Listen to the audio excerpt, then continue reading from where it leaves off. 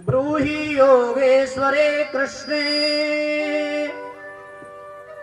ब्रह्मण्ये धर्मवर्मणि स्वाम काष्ठा मधुनोपेतः धर्म किं शरणं गतः।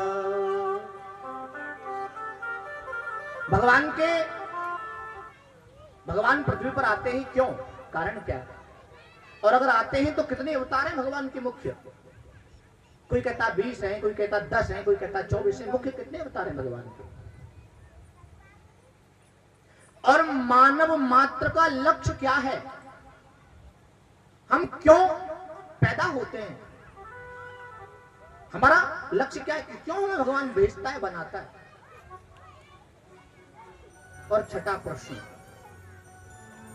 जब भगवान इस धराधाम को छोड़कर अपने धाम चले जाते हैं तो धर्मः किं शरणं गतः, धर्म किसकी शरण में जाता है? धर्म को कहां स्थान पर प्राप्त होता है? ये 6 प्रश्न हैं। इन्हीं 6 प्रश्नों के प्रति उत्तर में 18,000 श्लोकों की रचना है। अब श्री सूत जी महाराज जवाब दे रहे हैं, प्रत्युत्तर दे रहे हैं, ध्यान से सुनिए।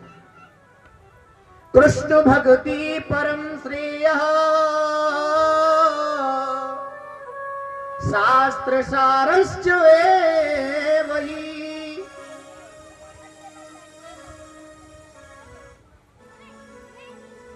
मनुष्य का सबसे पहला प्रश्न है, जीवन का कल्याण कैसे हो, बुराइयों से कैसे बचा जाए। सूत जी महाराज कह रहे हैं कृष्ण भक्ति परम श्रेयः, भगवान की भक्ति ही एक ऐसा साधन है, एक ऐसा उपाय है, और यह उपाय ही नहीं सभी शास्त्रों का निचोड़ भी है। शास्त्र सारश्च एव हि, कृष्ण की भक्ति ही एक ऐसा साधन है जिससे हमारे ताप पाप संताप नष्ट हो सकते हैं, हमें आनंदता प्रसन्नता प्राप्त हो सकती है। जैसा मैंने कल कहा था कि जीवन में हम सभी लोग एक चीज खोजने के लिए जीवित हैं, और ये मैं नहीं कह रहा हूं, शास्त्र कह रहा है, और आप सब भी कहते ही हो। शांति खोज रहे हैं कि नहीं? भाई धन किस लिए कमा रहे हैं? सुख सुविधा प्राप्त होंगी तो हमारे मन को शांति मिलेगी, हमें प्रसन्नता मिलेगी। किंतु एक बात बताइए, आज तक संसार में किसी को शांति मिली है? क्यों? जब तक हम संसार से सुख मांगते रहेंगे तब तक संसार हमें दुख देता रहेगा, और जब हम भगवान से दुख मांगेंगे कुंती की तरह तो भगवान हमें सुख देगा। और सुख मांगना ही क्यों? सुख के माथे सिल परे जो हरि हृदय सो जाय, बलहारी वा दुख की जो पल पल नाम जपाय।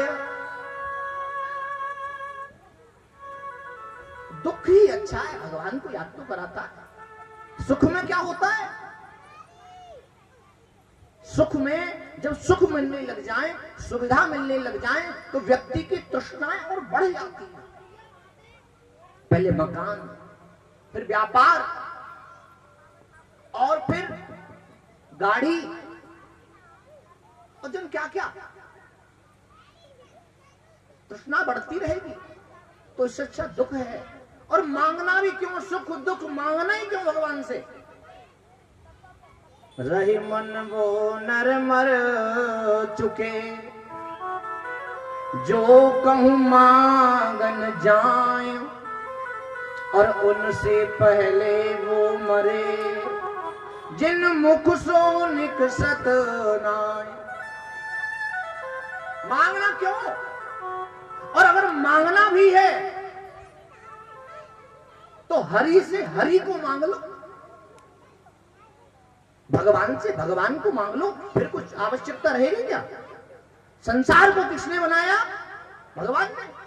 और हम भगवान से भगवान को मांग लेंगे तो हमें किसी चीज की कमी रहेगी? लेकिन हम क्या मांगते हैं? चौरा की नौकरी लग जाए। गिरिराज जी में जाते हैं परिक्रमा कर रहे हैं, इतने लंबे लंबे घर बना रखे महाराज, 4 मंजिल घर बन जाए। कुछ तो सीमेंट भी संग ले जाते हैं चिरने के लिए। क्या स्थिति है देखो हमारी, हमारी तृष्णा भरने में नहीं आ रही महाराज, कितना कुछ है। हमारी मानसिकता केवल और केवल इकट्ठा करने की है, और आज तक इस संसार में कोई इकट्ठा भी नहीं कर पाया। आश्चर्य की बातें देखो, कर पाया है कोई? यहां खड़े होकर बताओ जी मेरे पास इतना धन है और मैं संग लेके जाऊंगा, है कोई? ये तो क्षण भंगुर है, क्षण भंगुर। जैसे किसी की मृत्यु हो जाए, और होती यही हो क्या जाए, सब लोग शमशान में जाते हैं साथ में, तो वहां मन में वैराग्य उत्पन्न हो जाता है। अरे बेकार है, यही तो आना है सबको, सबके मन में। लेकिन जैसे ही शमशान के गेट से बाहर निकलते हैं,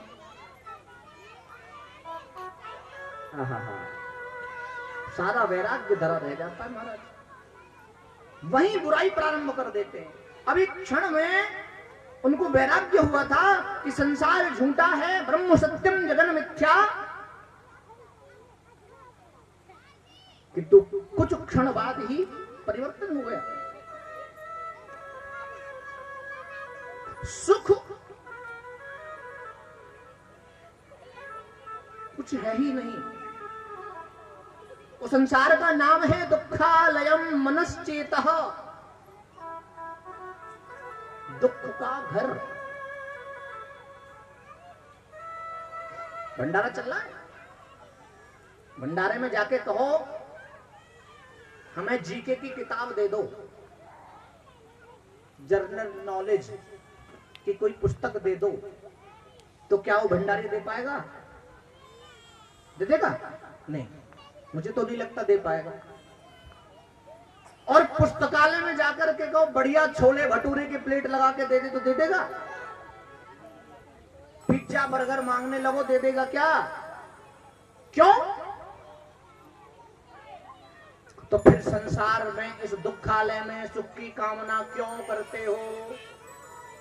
भोजनालय में भोजन ही मिलता है, पुस्तकालय में पुस्तक ही मिलती है, तो दुखालय में दुख ही तो मिलेगा।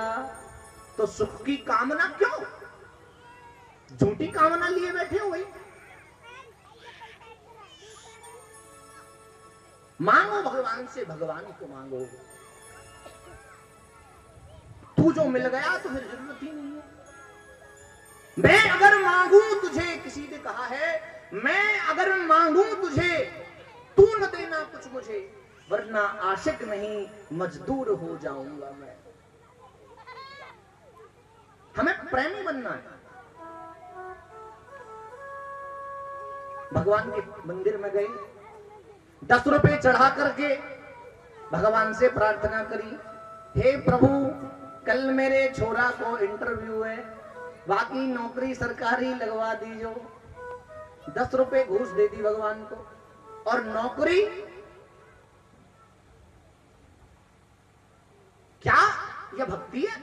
इसे भक्ति कहते हो आप? ये तो दुकानदारी है, और उसमें भी ठग रहे हो भगवान को 10 रुपए में इतनी बड़ी नौकरी। बोलो राधे राधे।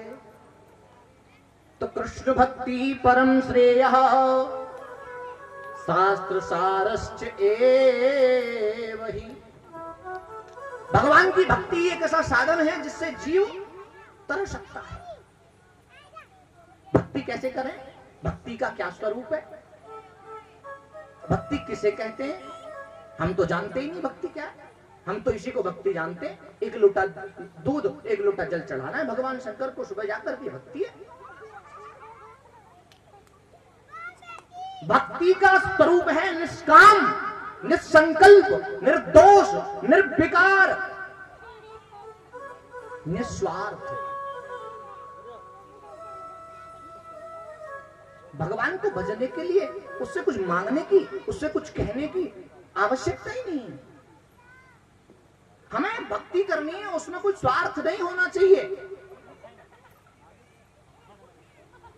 भक्ति का सिद्धांत है जहां स्वार्थ उत्पन्न होता है वहां भक्ति क्षीण हो जाती है और पुण्य भी क्षीण होने लगते हैं।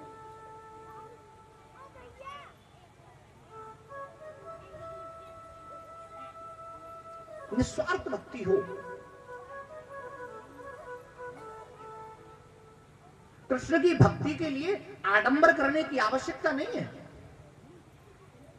भक्ति के लिए जरूरी नहीं है माला लेकर के फेरी जाए। भगवान की भक्ति के लिए नाम संकीर्तनम यस्य सर्व पाप प्रणाशनम। नाम संकीर्तन को भक्ति कहा गया है। बोलो राधे राधे।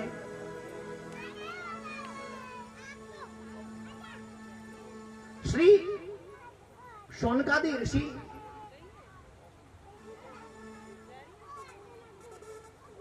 सूत जी महाराज से प्रश्न करते हैं, महाराज जी बताइए ये जो परीक्षित हैं, आप बार बार चर्चा करते हो सुखदेव परीक्षित कौन है, इनका वृत्तांत हमें बता। देखिए संसार में अगर कुछ सुधार हो सकता है तो सत्संग से हो सकता है। एक यही ऐसा साधन है जिससे जीवन में सुधार आ सकता है,